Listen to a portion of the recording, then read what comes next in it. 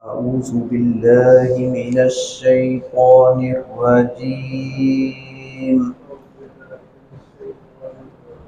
بسم الله الرحمن الرحيم.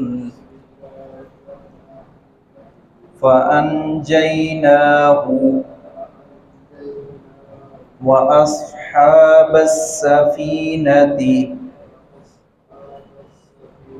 وجعلناها آية للعالمين. وإبراهيم إذ قال لقومه اعبدوا الله واتقوه ذلكم خير لكم